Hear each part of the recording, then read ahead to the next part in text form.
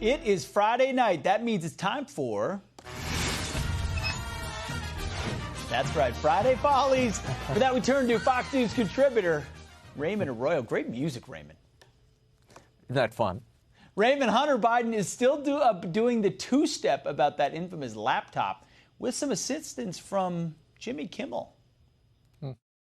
I've seen you on some interviews and, talking about the laptop. This became this big thing, the laptop. And when they ask you if that was your laptop, you say you don't know. Look, I really don't know. And the fact of the matter is it's a red herring. It is absolutely red herring. But I am absolutely, I think, within my rights to question anything that comes from the desk of Rudy Giuliani. Bromance. Absolutely, he thinks, Pete. 2 quick points here. Hunter and the Biden administration continue to dismiss this laptop as a political creation of Rudy Giuliani or the Russians. Neither turns out to be true. I mean, the director of national intelligence told us it was not Russian disinformation. Yep. Though there is a red herring here. It's Hunter's constant invocation of his crack addiction to paper over his sins, mainly that he profited off of his father's vice presidency and he sold access to his dad. That's the problem. But if you're watching CNN, Pete, Hunter's memoir sits somewhere between Angela's Ashes and Out of Africa.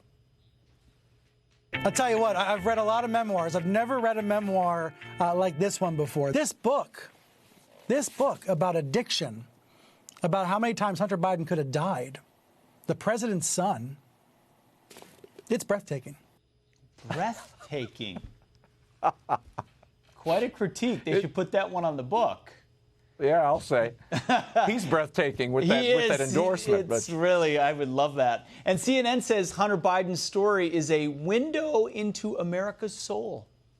Look, if this is America's soul, it needs an exorcism, Pete. Have you seen that Daily Mail expose of the laptop? From all we're learning from these reports, it's clear Hunter has been closer to more hookers than gonorrhea, okay? And I mean, the crack pipe, the underage kid, it's amazing what we're seeing here. It is. And what's coming out.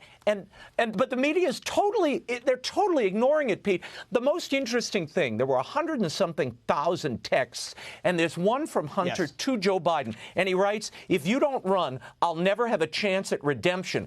This is a clue into why Biden, even in his cognitive state of decline, continues to push himself. He's trying to redeem one son and remember Beau. And he's being misused by his party and pushed into things he never would have endorsed in the past. It's such a sad point. And he got the redemption and then writes a book about it all. I don't really understand that. By the way, all of the information, the photo you shared and the information that's in there, were it to come from anyone on the right side of the aisle, would have been splashed everywhere. Instead, they've suppressed it. It's amazing if you actually look into what's there. All right, well, Hunter is not the only political figure with a new memoir. Former Speaker of the House, John Boehner, he's back with his book out this week, some of which I think you've read, Raymond. I have, and it is a foul-mouthed, boozy screed of disgruntlement, Pete, where he attacks conservatives from his own party. He attacks people, everybody from Trump to Mark Meadows. Lucky you're not in there. You call some of these members political terrorists. And then there's Senator Ted Cruz, who Boehner says is the ultimate false prophet. I don't beat anybody up. It's not really my style, except that jerk. This is more of the gentle stylings from Boehner's audiobook. Listen. P.S. Ted Cruz, go f*** yourself. Oh, isn't he lovely? Pete, this is bitterness from cover to wine-splattered cover. And then Boehner writes this, I don't think I could get elected in today's Republican Party anyway, just like I don't think Ronald Reagan could either. Now, in truth, I've spoken to members of his previous caucus. He couldn't get elected barkeep at the Capitol Hill Club. But Ronald Reagan, that's a different story. But it takes some cojones, Pete, to attack the people, the Tea Party, who made you Speaker in 2010. And that's what's happening here. It's an ugly way to go out. We're willing to do the things you were never willing to do. You had all that political capital, all that political power, and you did nothing. No, he stood down. It's really pathetic. But now he's a shill for the marijuana industry. Perfect, what a way to go. Pete, before I leave you, we have been following the exploits of Major Biden's dog. Now, he bit another government employee last week, and I personally think the dog should be removed from the White House. But now Pete Buttigieg, the transportation secretary, is opposed to transporting Major anywhere, as he told TMZ Live. The first time I went in for an Oval Office meeting, Major was there and said a quick hello. We got along pretty well. Did you pet Major?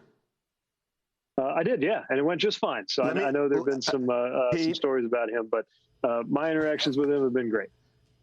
Isn't that reassuring? Tell that to the Park Service employee's bit hand, you know? If you look, Mayor Pete was only a lieutenant in the Navy, by the way, which is an 03 equivalent in the Army, which is a captain, which means he's outranked by anyone with the title Major. I think he's just deferential no matter what. That's what it comes down to. Have a great weekend. Watch those dogs and protect that laptop, Pete. I got it right here. Raymond, you're the man. Thank you. Me Have too. a great weekend. Protecting mine. Maybe you'll lose it. Maybe you won't know. Maybe you will. Who knows?